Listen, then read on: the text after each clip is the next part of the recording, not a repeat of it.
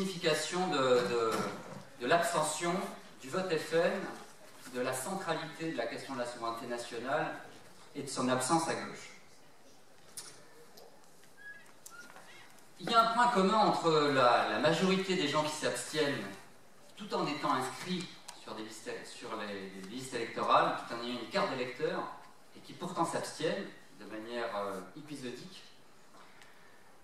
parce qu'ils ne s'estiment pas représentés, parce qu'ils savent que les partis en place, qu'ils soient des partis de gouvernement ou d'ailleurs des partis de contestation, parce que sinon, si le désaveu se centrait sur les partis de gouvernement, il pourrait s'enquister durablement sur certains partis de contestation, notamment à gauche. Il pourrait se grossir les rangs, comme ça avait été d'ailleurs un petit peu le cas au début des années 2000 avec la LCR, puis le NPA et d'autres mouvements. Ils auraient pu se fidéliser dans un vote protestataire. Ils ne l'ont pas fait. L'abstention continue d'être majoritaire chez les gens qui veulent voter, qui ne désavouent pas l'acte électoral ou les partis politiques, mais qui estiment que leurs intérêts ne sont pas représentés par les partis en place, ce qui est évidemment complètement différent. Et ceux qui votent FN. Or, il se trouve que sociologiquement comme politiquement, il y a un lien entre les deux. C'est-à-dire que, généralement, ce sont les perdants de la mondialisation.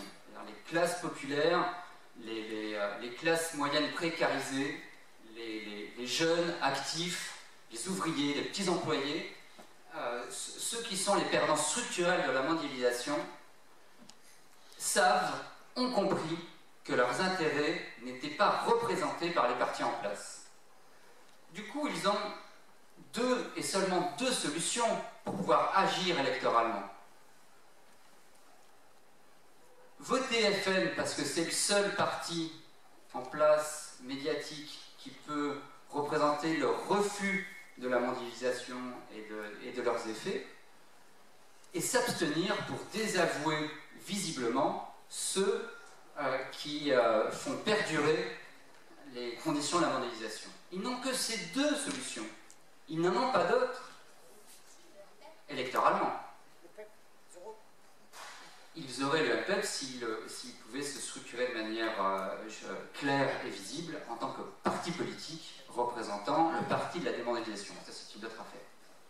En tout cas, ce qui est sûr, c'est que pour l'instant, pour ce qui est des partis visibles, ils n'ont que le FN ou l'abstention. Donc, le fait que le FN et l'abstention, depuis 3 décennies, 30 ans,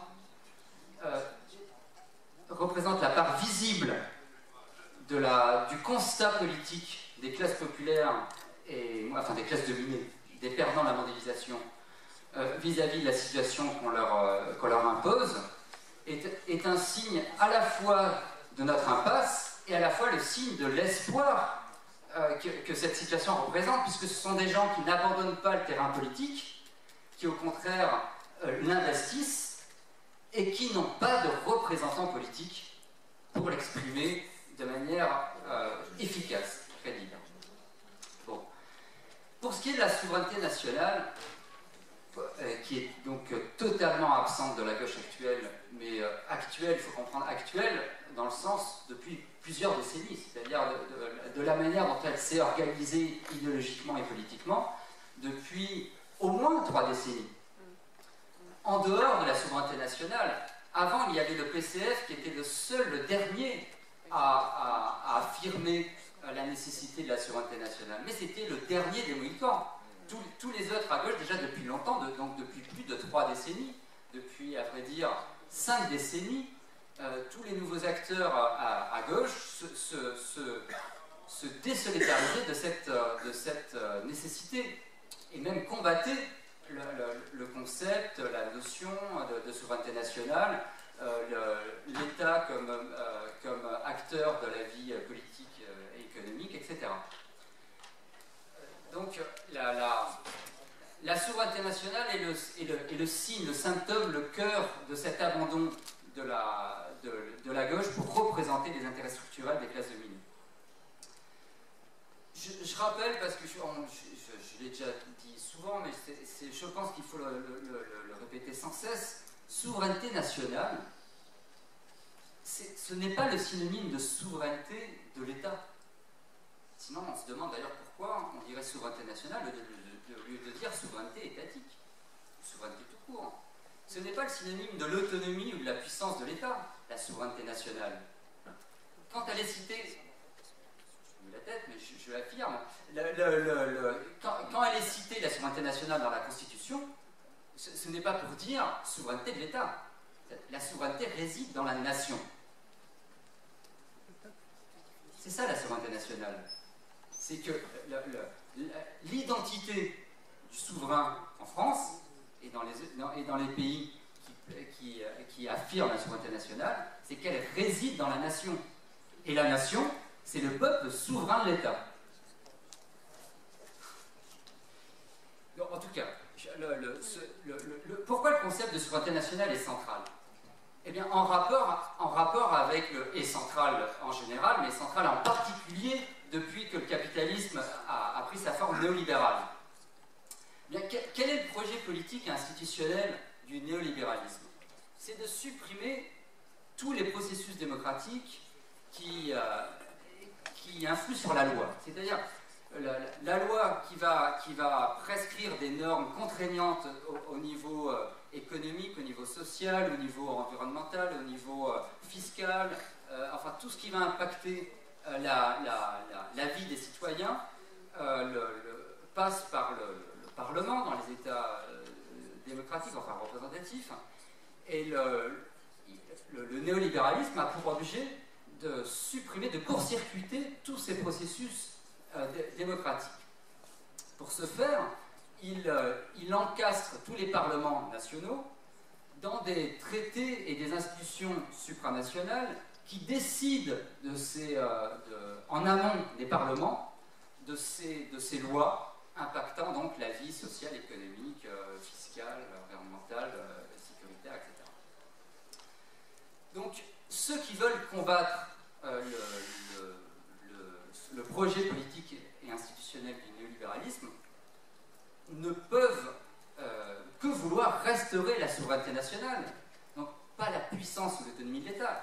Le fait que le peuple de cet État est le souverain, c'est-à-dire est au sommet des institutions et est en droit de peser, et doit le faire, sur la production de la loi. Donc, que le MPEP soit pour la restauration de la souveraineté nationale ne veut pas dire qu'il veut restaurer uniquement la puissance et l'autonomie de l'État. Bien sûr qu'il le veut, puisque sans cela, il ne peut y avoir de souveraineté nationale. Mais la souveraineté nationale, c'est autre chose. La souveraineté nationale, c'est de dire que c'est le peuple de l'État qui est souverain.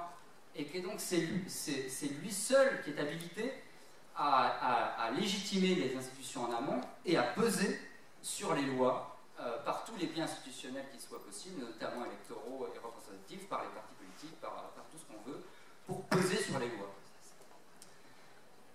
Bien. Donc la montée de l'abstention européenne, le vote FN, tous ces processus qui signifient que les perdants de la mondialisation ne se savent non représentés politiquement, valide le fait que le MPEP se centre sur la restauration de la souveraineté nationale, puisque du coup, il signifie qu'il a compris ce hiatus, ce gouffre entre les populations qui sont perdantes de la mondialisation et leur représentation politique. C'est également ce qui fait qu'il ne peut pas être intégré à la gauche actuelle, puisque la gauche actuelle se refuse d'intégrer la restauration de la souveraineté nationale dans son combat politique. Non seulement elle s'y refuse, mais elle le combat. C'est-à-dire qu'elle valorise toutes les configurations institutionnelles qui dépassent et qui dissouent la souveraineté nationale. Tout, c'est-à-dire de lutte ouvrière jusqu'au PS, ou si on veut séparer en deux, c'est-à-dire les partis de gouvernement ou les partis libéraux sociodémocrates comme le PS en France, mais comme partout ailleurs en Europe, et les partis contestataires ou de la gauche, tout ce qu'on veut, etc., la gauche radicale, chacun a un travail différent, mais se rejoint là-dessus, à savoir, en rejetant la souveraineté nationale, les partis sociodémocrates ou les partis libéraux actent la déconstruction institutionnelle de la souveraineté nationale et la mise en place des institutions néolibérales, et la gauche radicale fait croire que dans le cadre de ces institutions néolibérales, il pourrait y avoir un combat social qui puisse déboucher, et refuse de restaurer la souveraineté nationale.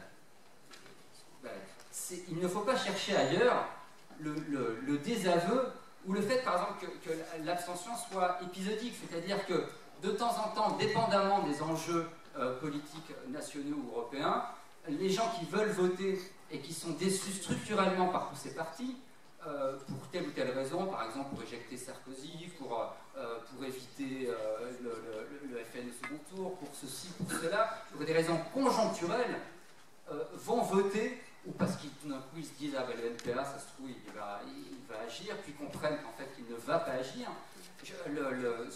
peuvent voter momentanément pour un parti actuel. Et puis structurellement, ils ne peuvent que s'apercevoir que leurs intérêts ne sont pas représentés par ces partis. Donc tout l'enjeu du MPEP est de cristalliser ce constat fait par les perdants de la mondialisation, par une majorité de la population qui savent qu'ils ne sont pas représentés politiquement, et de le transformer en dynamique politique et institutionnelle.